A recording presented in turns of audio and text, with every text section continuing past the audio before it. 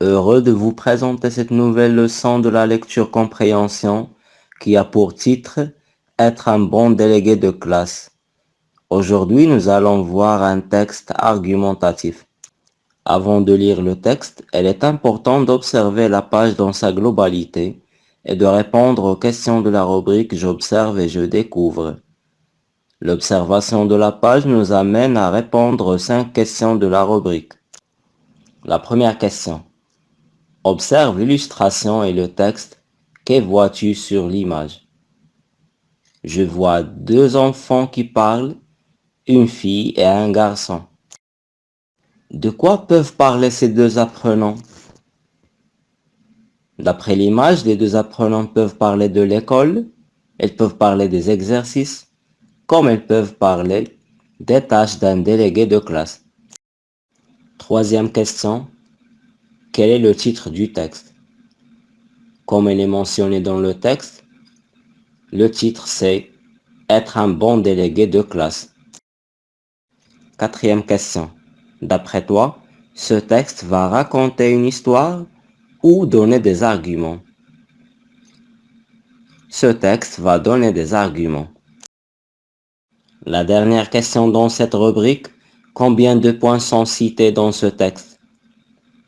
Comme je viens de mentionner dans le texte, elle a cité 7 points. À présent, je vais lire ce texte. Être un bon délégué de classe. 1.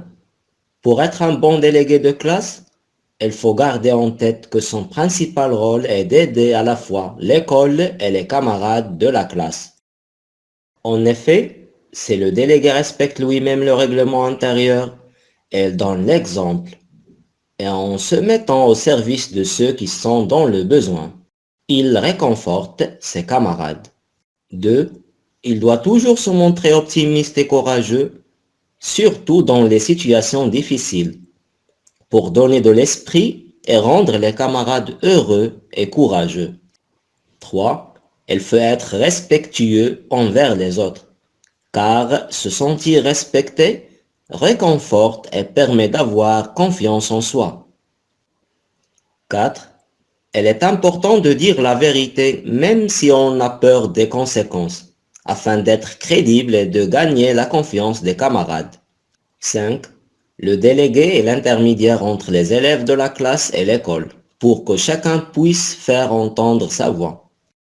6. Quand le délégué de la classe est sensible aux difficultés de ses camarades, il se fait des amis. Il est certain qu'il pourra les aider à être acceptés par le groupe. 7. Elle reste à préciser que pour donner le bon exemple, un bon délégué de classe respecte le code vestimentaire de l'école, arrive à l'heure à l'école, ne manque pas ses cours sans raison. Voici les bonnes qualités d'un bon délégué de classe. Après cette lecture, il est temps de répondre aux questions de la rubrique Je lis et je comprends. 1. Quel est le principal rôle d'un bon délégué de classe? Le principal rôle d'un bon délégué de classe d'après le texte est d'aider à la fois l'école et les camarades de la classe. 2. Explique pourquoi on donne des arguments. On donne des arguments pour donner l'exemple aux autres élèves pour qu'ils puissent suivre le règlement de l'école. 3. Pourquoi se montrer optimiste et courageux même dans les situations difficiles? C'est pour donner de l'espoir et rendre les camarades heureux, optimistes et courageux. 4. Comment un délégué de classe peut-il donner l'exemple?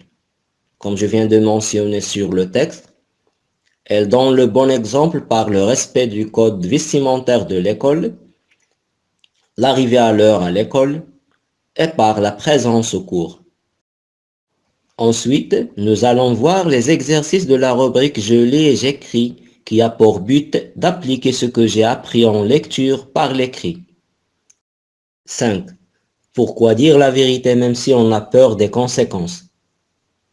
La réponse est, il faut dire la vérité afin de gagner la crédibilité et la confiance des camarades. 6. Comment les élèves peuvent-ils faire entendre leur voix? Les élèves peuvent faire entendre leur voix par l'intermédiaire qui est le délégué. La dernière question dit, cite quelques bonnes qualités d'un bon délégué de classe. Parmi les bonnes qualités d'un bon délégué de classe, d'après le texte, on a gagner le respect de ses camarades, dire la vérité, donner le bon exemple. Ensuite, nous allons voir les exercices de la rubrique Je lis et j'écris qui a pour but d'appliquer ce que j'ai appris en lecture par l'écrit. Et donc, la première question dit, qu'est-ce qu'on entend par aider à la fois l'école et les camarades de la classe? Argumente en 2 lignes. Aider à la fois l'école et les camarades, c'est-à-dire les élèves, c'est comprendre leurs difficultés, leurs problèmes, faire entendre leur voix à la direction, les aider à se faire des amis. La deuxième question dit, qu'est-ce qui peut aider les élèves à se faire des amis et à être acceptés par le groupe? La réponse sera, les camarades de classe n'auront pas de difficulté à se faire des amis et à être acceptés par le groupe quand le délégué sera toujours à leur côté pour partager leurs problèmes, pour convaincre les autres à les respecter afin qu'ils soient intégrés dans le groupe de la classe. La troisième et dernière question.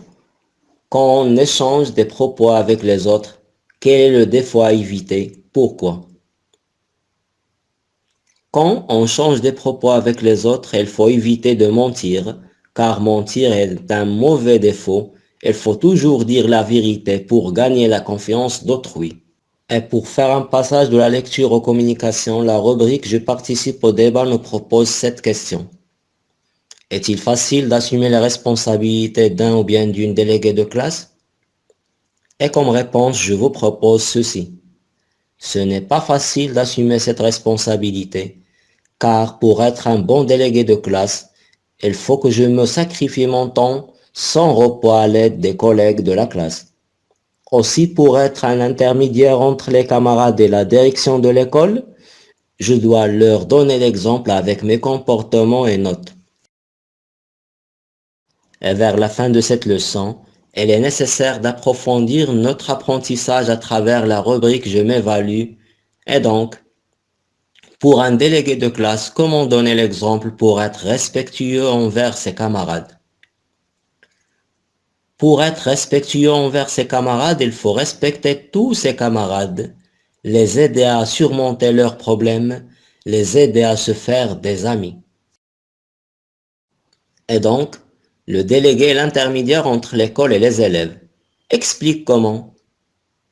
Le délégué est l'intermédiaire entre l'école et les élèves car elle est sensible à leurs problèmes et leur porte-parole. Et d'après toi, que reste-t-il à préciser pour que le délégué de classe soit à la hauteur de sa mission?